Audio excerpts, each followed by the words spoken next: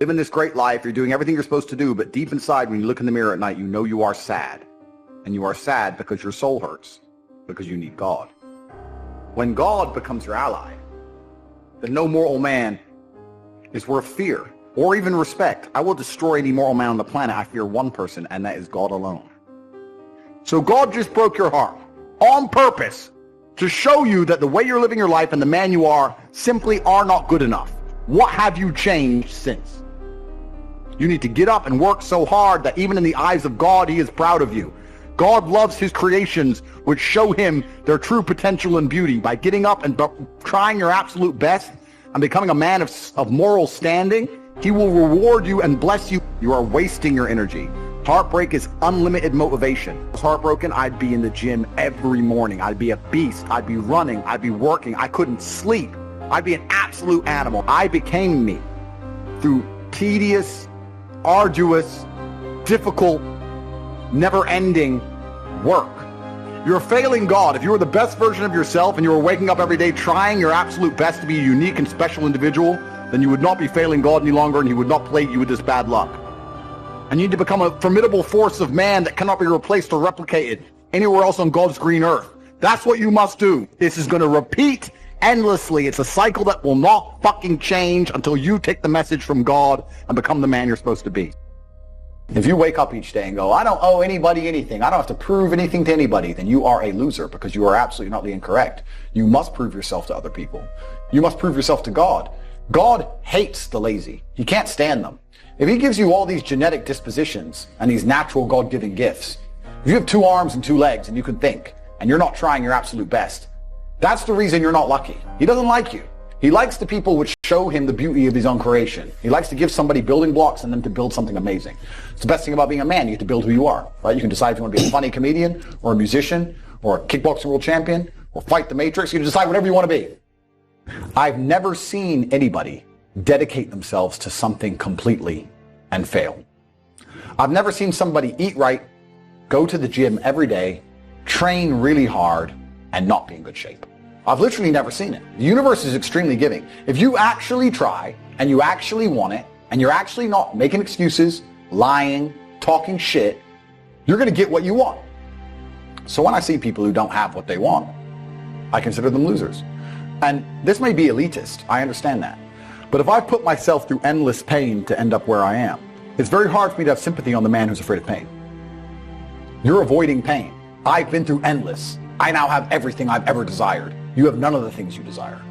Am I supposed to feel sorry for you because you took the easy way out? Am I supposed to look at you and go, oh, poor dude? No, you were a fucking coward. You didn't go through the shit I went through. You didn't put it on the line. So you deserve your substandard reality. Because if you actually wanted it and you actually tried, you'd have it. You could have anything you want. Universe is super giving. There's not a car I can't have. There's not a house I can't buy. If I want to go to a yacht, if I want to go to Antarctica, there's nothing I can't have. Bam. Because I've decided to become this man. It's the same for absolutely every single one of you at home. If you want it, you can have it. If you're sitting there saying, oh, but I tried my best and I still didn't get it, you're lying. You didn't try your best. That is a fucking lie. The universe gives it to everybody who genuinely tries. And I know that to be a fact because this world's competitive. We're all competing against each other. And the majority of people don't try. The world is hyper-competitive. If you're going to be a man who's going to sit and say, I'm just sad, you are always going to lose in competition to men like me.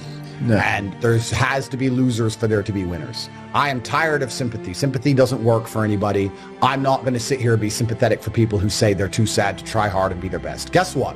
Perhaps I was sad every time I did exactly what I was supposed to do and trained anyway. Perhaps I was afraid when I fought anyway. Perhaps I was tired when I worked anyway. This is how you get ahead in life. I don't have a fucking ounce of sympathy for these people who sit here and say, well, I feel this way, so I can't. Then don't do it. Stay down there. The winners are at the top, and the winners at the top don't give a shit about how they feel. We wake up and we perform regardless of how we feel day after day. So if I'm going to ignore my own feelings, I'm certainly not going to take into consideration anybody else's. Yeah. Why am I going to ignore how I feel and make sure I'm constantly performing regardless, flawlessly, and then sit and go, oh, but he doesn't feel good, so he's allowed to fuck up. No, you are not. You're not allowed to fuck up to your ancestors or to God or to yourself. You have to perform. This is what being a man is about. The baseline of masculinity is doing things you don't feel like doing. I can't comment on being a woman because I'm not one. But the baseline of masculinity as a whole is the thing that makes a good man a man is that he does what he doesn't want to do. He doesn't want to work and he works anyway. He doesn't want to go to war and he fights anyway. He doesn't want to get up, he gets up anyway. That's the whole point of it. We didn't want to die in the Titanic. Guess what happened? We died in the Titanic. You can't sit there as a man and say you don't feel like it. You're not allowed to not feel like it. You're supposed to do it anyway, regardless. Yeah. So when a man sits there and says, oh, but you don't understand, I'm struggling with motivation. If you are struggling with the motivation to be a winner, then stay a fucking loser. No problem. Stay a loser. Don't care. Because in my circle, there's no losers around me. Your energy is disgusting. I find it revolting. I don't like weakness around me, even near me. Even people coming up saying hello to me. If you're depressed, don't even shake my hand. I do not have time for losers on any regard. Winners only. If you're the person who wakes up, does work, is fantastic at it, but then takes 3 days off, you're going to lose. They say that hard work beats talent when talent doesn't work hard. And it's completely true. You have to be consistent. You have to decide. Are you the kind of person who wants to make a lot of money in this life and live a life of freedom?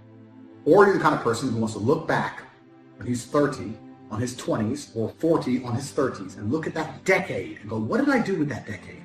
Well, I didn't get rich. I didn't travel the world and live like they do in Tate Confidential. What did I do? Well, I had a day off here, a day off there, a bunch of nothing days that amalgamate into this decade of nothingness, and you're just wasting your time. If you want to win, you need to be consistent. You don't need to be the smartest, not at all, but you have to be the guy who's there day after day. And I will guarantee you right now, IQ has nothing to do with how successful you'll be as a person.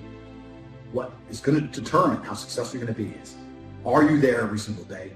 Are you doing what you're supposed to do day after day? I can also apply this to sales. I knew guys who were terrible on the phone. Back in my day on sales, you used to have to call companies. I was smooth, I was the best. We had some other guys who were smooth. They'd land a deal, go buy a nice car, whatever, take a few days off, take it easy. We had people who were terrible. When I say terrible, I mean they had a thick Indian accent, didn't speak English that well, didn't know the script that well, didn't know the answers, but they were always in the top 20% of the company because they just hammered the phone. They just were on it. They needed to feed their family in Bangladesh. They didn't give a fuck. They were just calling. That's it, day after day. When you're on lunch break, he's on the phone. You can win with hard work alone. And that's what's amazing about the universe when I say that. God will give you anything you truly want. If you truly want money and you truly try hard, you truly listen to us, you are going to have as much money as you could possibly ever desire. But if you think you want money, but you kind of want something else, or if you're arrogant, or if you're lazy, you're going to end up somewhere in the middle if you're lucky and talented. And if you're not talented, you're going to end up at the bottom. So you don't want to be a normal dude, because when you're a normal dude, you're a loser. You don't get to do amazing things. What's interesting is none of you have had a normal life. You've had a unique and individual life path. The things you've gone through, nobody else on the planet has gone through. You've lived certain experiences, the school you went to, the time you were picked on in that class, the girl who broke your heart. Every single thing you've been through is unique, like a fingerprint. A completely unique life. And somehow you've managed to stay completely non-unique. It's almost impressive how you can have a completely unique life experience and still end up average. How the fuck did you do that? Your life's different than everyone else's, and you still look and talk and sound and act like everybody else. Like a dummy. That happened because you have not paid enough attention into analyzing your life. Self-analysis.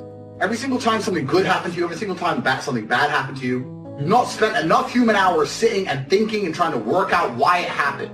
How to make sure the good things happen more often, how to make sure the bad things happen less often. What was God trying to teach you? He was trying to teach you something. You think, oh, I just got scared. No!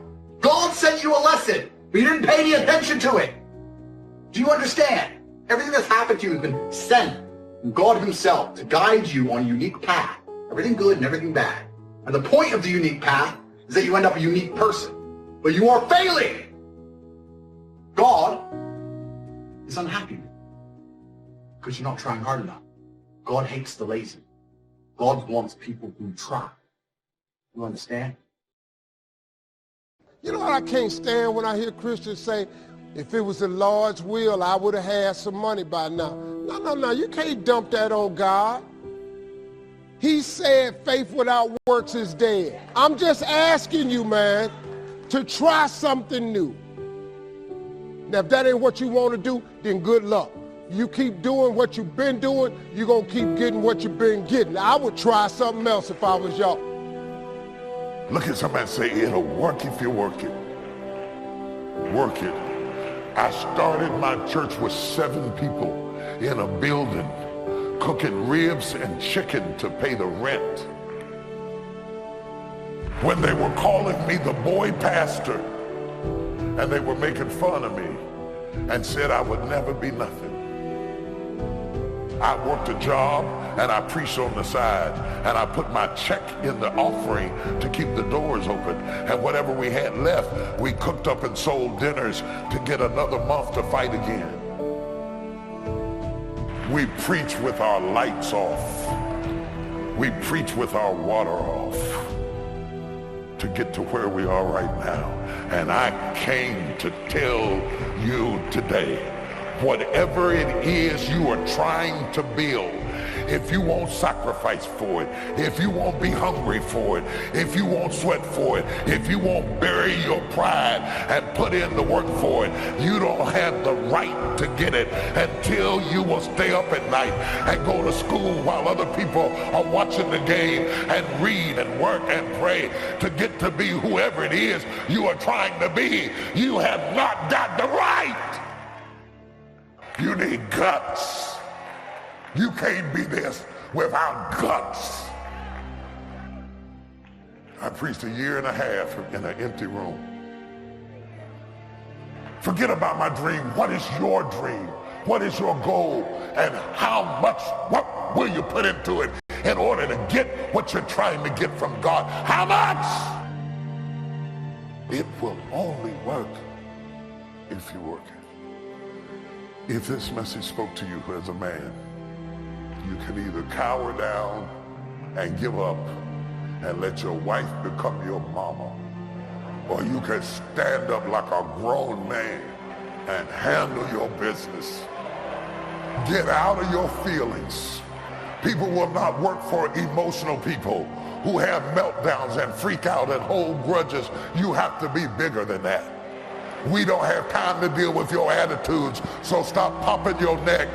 Hold your head up, get yourself together, and get ready to fight the good fight of faith. I've been wondering why it didn't happen.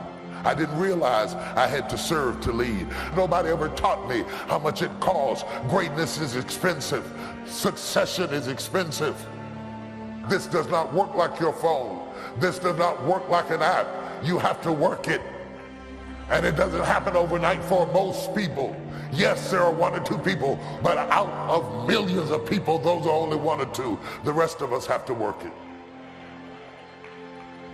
It will work if you work. Every discouraged person, every person who's been feeling like it's just not working, it's just not working, this was your message.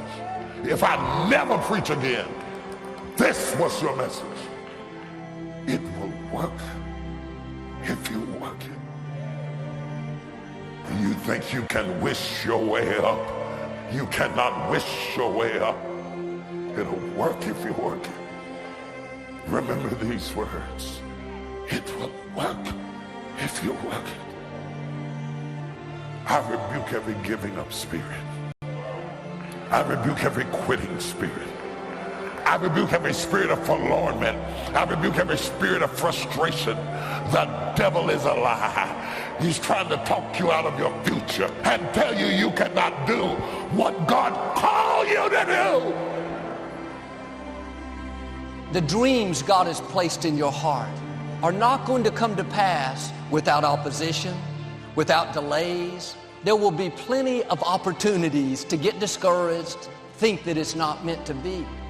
If you give up after the first time or the 30th time, what that really means is you didn't want it bad enough.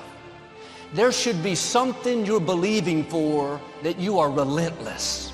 Your attitude is, if I have to believe my whole life, I'm not going to stop believing. I'm not going to settle for mediocrity.